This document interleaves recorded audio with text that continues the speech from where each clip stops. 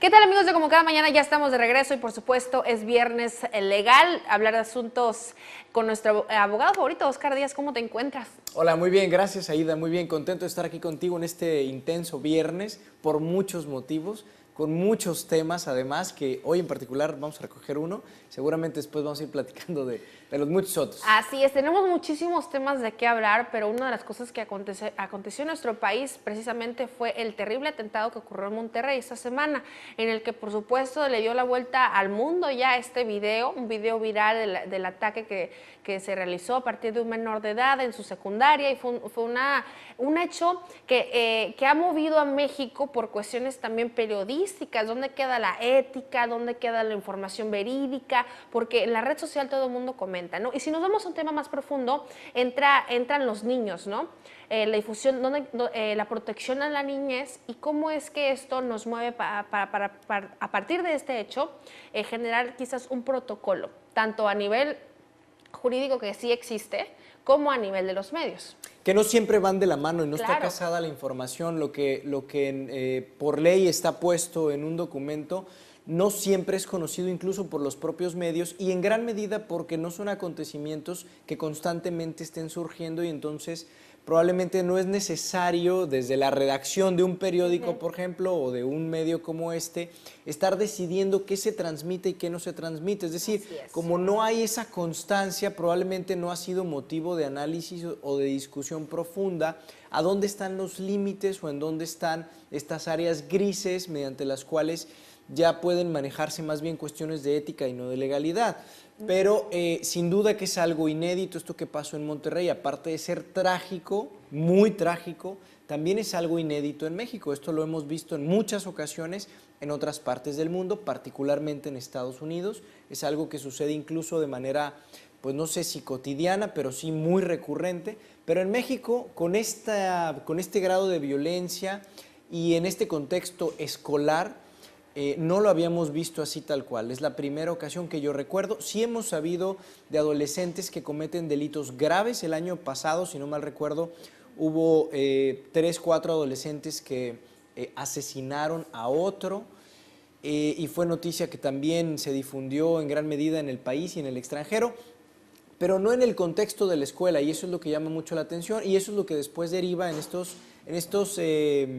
estas controversias de se difunde, no se difunde la información, a través de qué medios, qué tan gráfica, por ejemplo, ¿no? Claro, Entonces ¿no? es delicado. Y sabemos que existe, ¿no?, la Ley General de los Derechos de las Niñas y los Niños en México, que los protege a partir de esta difusión para que ellos, a partir de esta ley, tengan quizás una vida un poco menos, ¿cómo podríamos denominarlo, Oscar? Bueno, sobre todo que no les vaya a afectar psicológicamente. Esto tiene que ver con un trauma personal, tiene que ver con el respeto a su dignidad, y sobre todo muy focalizada a su minoría de edad, ¿no?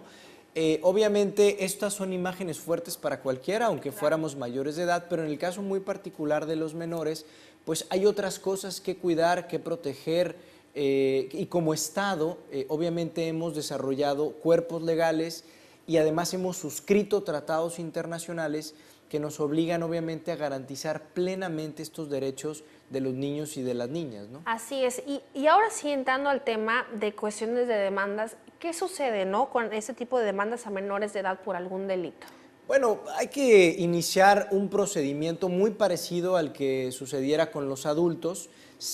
Una vez que el Ministerio Público encargado de los adolescentes, porque normalmente los hay en los estados, ¿no?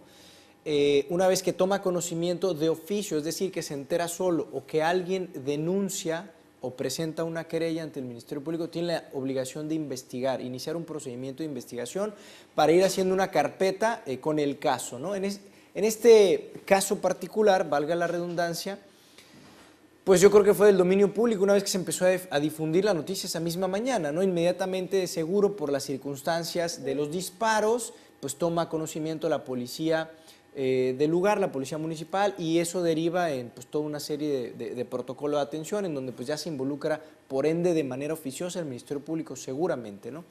A partir de ahí, pues inicia un procedimiento que va a ir con bisturí como cirujano determinando ¿cuáles son las responsabilidades, por ejemplo, del menor? En este caso el menor fallece, él se suicida, pues prácticamente se da un disparo, entiendo, después de haber disparado contra sus compañeros y contra la maestra, y él comete este terrible acto de dispararse, que después le cobra la vida horas más tarde, entiendo, ¿no? Cuando menos tuvo muerte cerebral.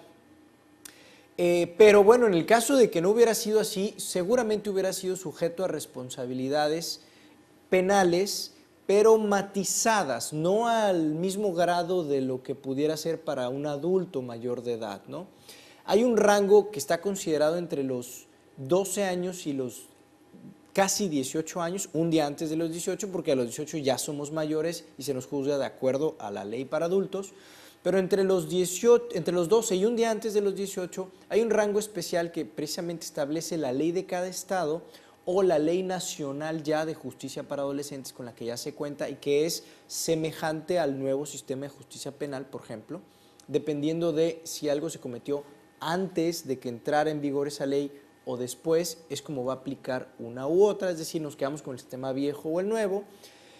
Pero son coincidentes ambos en que de los 12 a los casi 18 es cuando se les puede considerar adolescentes para efectos de justicia. Antes de los 12 son niños y niñas y no hay, por ejemplo, la posibilidad de sujetarlos a un procedimiento penal como lo consideraríamos, ¿no? Entonces no tienen responsabilidad tal cual.